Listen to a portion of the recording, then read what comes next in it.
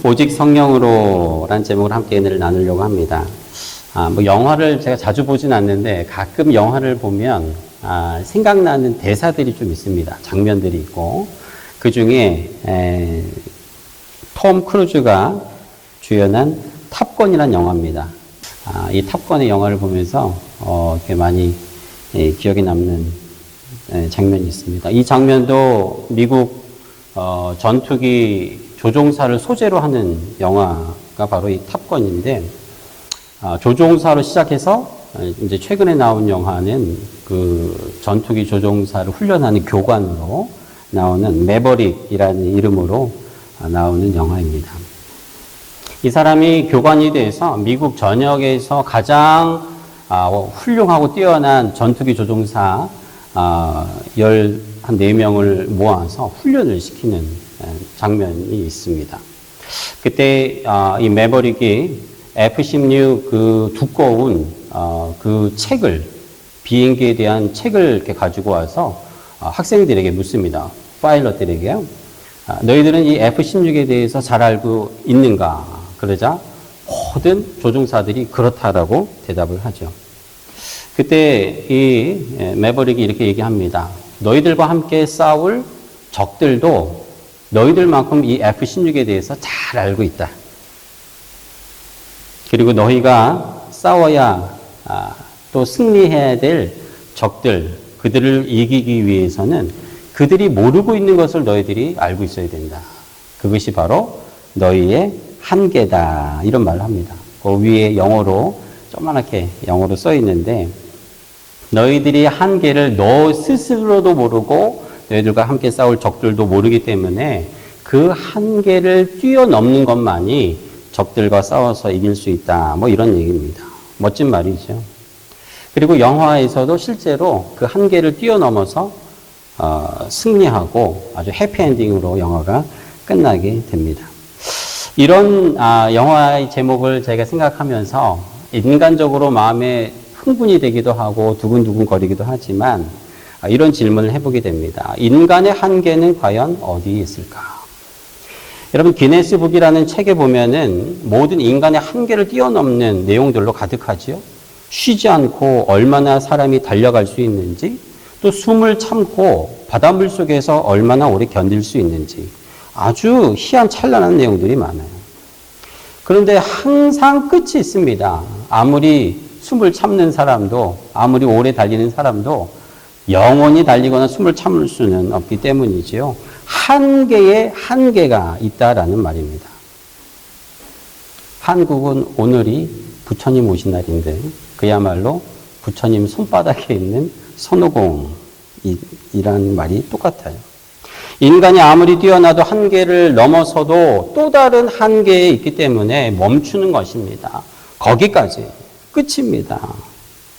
그런데 한계를 넘어서는 삶이 있죠.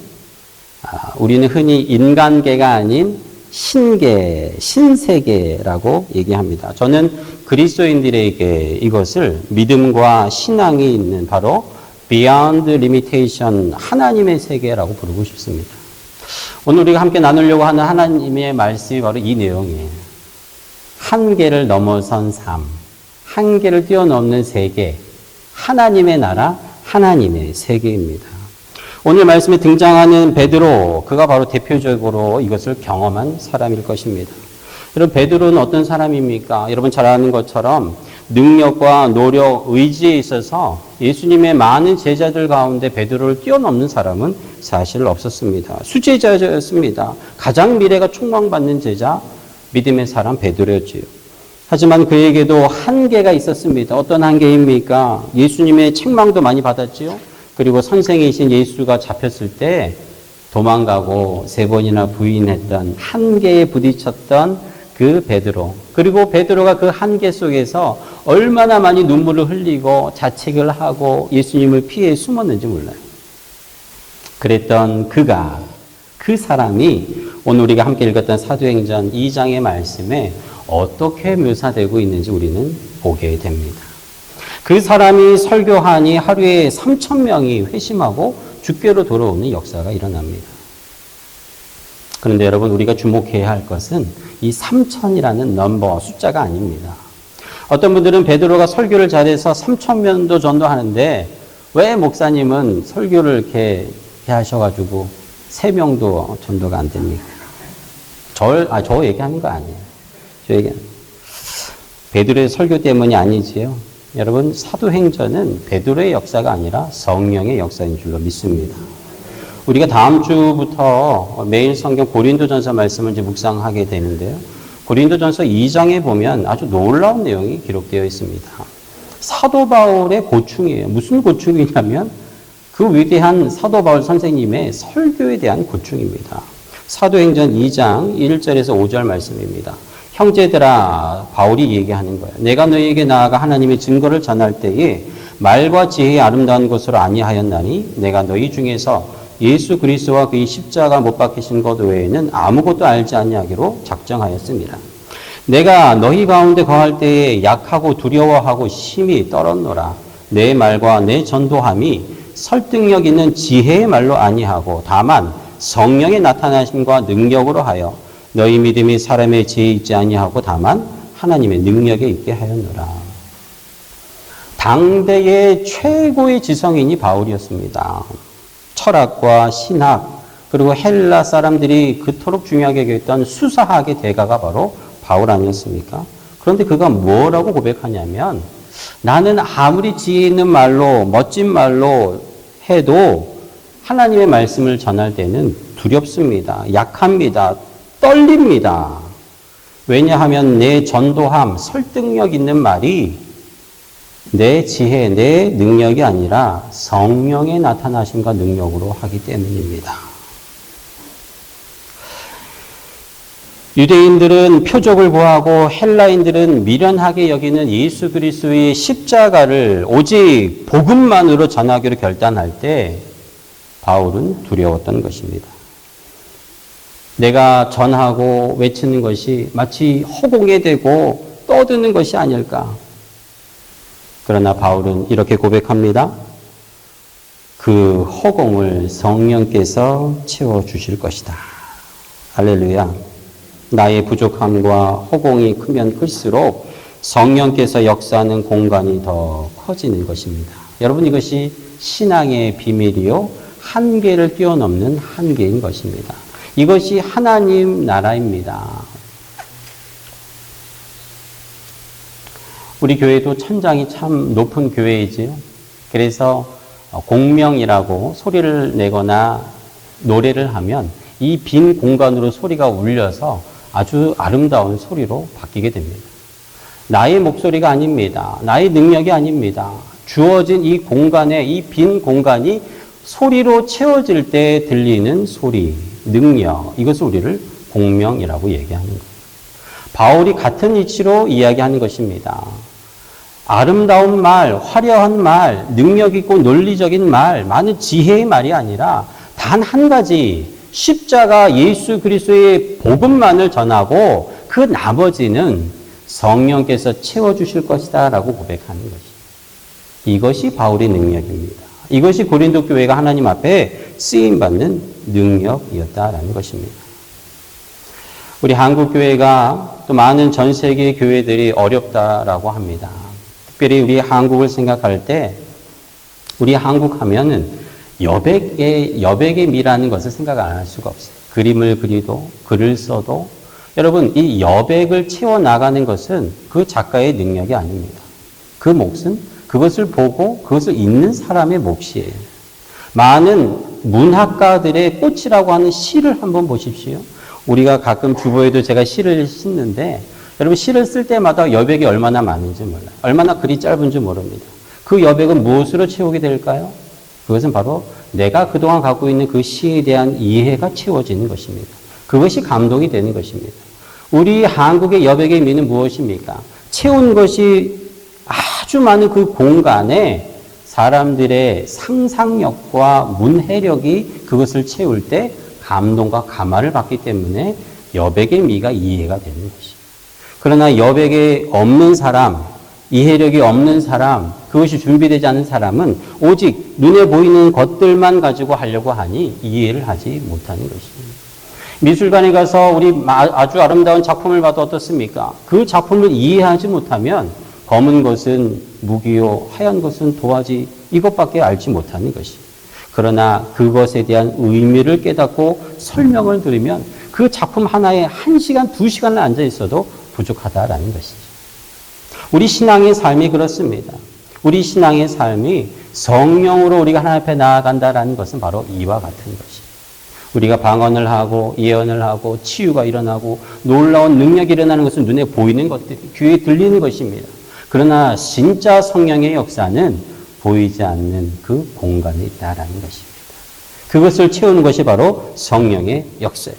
오늘 우리가 읽었던 사도행전 말씀에 보면 베드로도 마찬가지지요. 사도행전 2장 37절에 복음을 전하는 베드로에게 사람들이 묻습니다. 형제들아, 우리가 어찌할꼬? 그때 베드로가 알려준 방향은 아주 단순하고 간단합니다. 너희가 회개하여 예수 그리스도의 이름으로 세례를 받고 죄 사함을 받으라. 그리하면 성령을 선물로 받으리니. 다른 게 아니지요. 오직 성령만이 할 수 있고 성령의 능력으로만 가능하다라는 것입니다. 그리고 이 디렉션을 들은 사람들의 반응, 그들의 결과는 42절에 나와 있습니다. 그들이 사도의 가르침을 받아 서로 교제하고 떡을 떼며 오로지 기도하기를 힘쓰니라. 끝입니다. 아주 심플하죠. 우리는 기독교의 신앙을 복잡하다고 생각할 필요가 없습니다. 성령 충만을 위해 기도하는 것, 나의 빈 공간이 크면 클수록 그 공간을 성령께서 채워주시기를 간구하는 것, That's it. 이게 끝이에요. 이게 다입니다. 근데 우리는 이거를 안 하려고 합니다. 내가 어떻게 해서든 내 공간을 채우고 싶어 해요. 내 말로, 내 행동으로, 내 능력으로, 내 가정도, 교회도, 내 사역도 이것을 채우려고 하다 보니 자꾸 꼬이는 것입니다. 실타래 마냥 자꾸 꼬이죠. 내가 풀려고 하면 풀수록 더 꼬입니다. 그리고 안 되면 포기하고 가위로 잘라버려요. 우리의 가정도 우리의 교회도 어쩌면 그럴지도 모르요.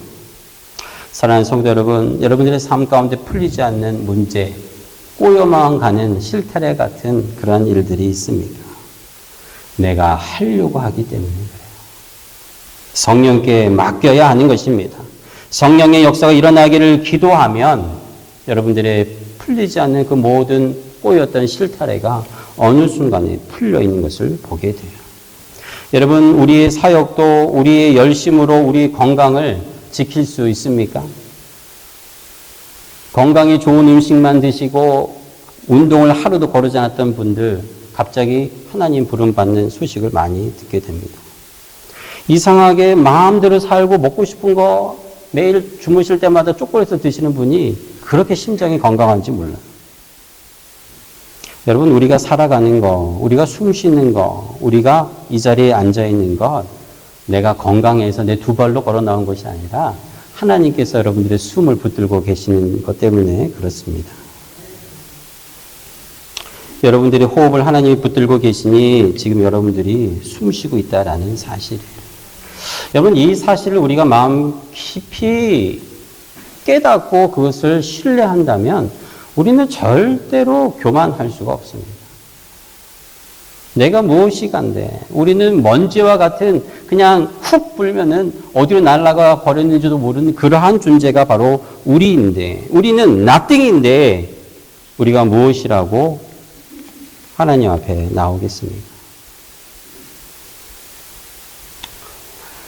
창세기 2장 7절 말씀입니다. 여호와 하나님이 땅에 흙으로 사람을 지으시고 생기를 그 코에 불어넣으시니 사람이 생명이 된지라. 하나님이 인간의 코에 불어넣은 그 생기가 여러 가지 의미가 있겠지만 히브리어로 루아크라고 하는 이 생기가 바로 성령 아닙니까? 성령 하나님은 하나님 자신입니다. 하나님의 영입니다. 예수 그리스도의 마음이라고 고린도전서 2장에는 증거하고 있습니다. 그러니 사랑하는 성도 여러분, 우리 안에 성령 하나님으로 충만해야 하는 것입니다. 우리 입술로 예수를 주로 고백하니 우리 안에 성령이 이미 거하시는 거 아닙니까? 우리 몸이 성령이 거하는 성전인데 성령이 자연히 우리 안에 있지 않겠습니까? 맞습니다. 하지만 우리가 성령을 우리 안에 억지로 가두어 놓을 수 있는 것은 아닙니다. 인격적이신 성령 하나님은 자유로우신 분이세요. 여러분 에스겔 말씀에 보면 이스라엘 사람들은 믿었습니다. 우리가 하나님을 위해 예루살렘 성전을 지었으니 하나님은 여기 계셔야 합니다. 그러니 우리는 마음대로 살고 아무리 죄를 지어도 성전에 하나님이 계시니 누가 우리를 쳐더라도 우리는 이길 것입니다. 교만했어요. 그러나 결과는 어땠습니까? 에스겔서에 보면은 하나님은 그 성전을 떠나시고 예루살렘 성전은 무너지고 불타고 아름다운 모든 성전의 기구들은 다 빼앗기지 않았습니까? 이스라엘은 망한 것입니다. 히브리서 12장 29절에 성령은 소멸하는 불이기 때문입니다. 사랑하는 성도 여러분, 또 우리 친구 여러분, 오늘은 오순절이라고 하는 성령 강림 주일. 오순이라는 말은 한자로 10번이 5번 반복된다라는 말입니다. 예수님이 부활하신 우리 지난 4월 5일 부활절 예배를 드렸죠. 50일이 지난 오늘이 바로 사도행전 2장의 마가의 다락방에 맺던 성령의 역사가 일어난 것을 기념하고 기억하고 그것이 그때 끝나고 이제는 없는 것이 아니라 지금도 여전히 성령께서 역사하심을 우리가 기대하며 사모해야 함을 우리가 배우는 시간인 것이에요. 어쩌면 우리에게 가장 필요한 대목입니다. 지난 주일에 우리가 힘을 뺍시다라고 얘기를 했는데 우리가 성령을 의지하려면 우리의 힘을 빼야 되지 않겠습니까? 하나님께서 일하실 공간을 열어드려야 되지 않겠습니까? 하나님의 말씀을 듣고 순종함으로 성령의 역사가 일어나기를 기도해야 되지 않겠습니까? 다른 무엇을 하라고 하신 것이 아니에요. 돈을 벌어 오라는 것이 아닙니다. 나가서 길거리에 가서 무엇을 하라고 한 것이 아니라 성령 충만을 위해 모여 기도하라 말씀하신 이것을 우리는 마음에 받아야 하는 것입니다. 오순절 마가 다락방에 불의 혀같이 갈라지는 성령의 역사가 제자들에게 임했듯이 오늘 우리 교회 위에도 여러분들의 가정 위에도 귀한 사역 위에도 임하는 은혜가 있기를 원합니다. 하나님, 우리가 어찌해야 하겠습니까? 무너져가는 우리의 가정들, 무너져가는 우리의 자녀들, 무너져가는 이 나라와 저 나라와 전쟁과 기근과 죽음의 소용돌이에 있는 모든 것이 망하고 있는 이 시대에 우리가 어찌해야겠습니까? 질문할 때 오늘 사도행전 2장 42절의 말씀을 통해 우리에게 가르쳐 주십니다. 성령 충만을 위하여 기도하라. 누구든지 구주를 부르면 구원을 얻으리라. 성령의 역사가 일어나면 반드시 구원의 역사가 일어나고 구원의 역사가 일어나면 반드시 교회가 세워지고 성령의 역사가 지금도 말씀에 순종하여 기도하는 자들을 통하여 일어나게 될 줄을 오늘 말씀을 통해 주님이 분명히 가르쳐 주심을 믿고 나아가는 여러분 모두가 되기를 주님의 이름으로 축복합니다. 기도하겠습니다. 주님.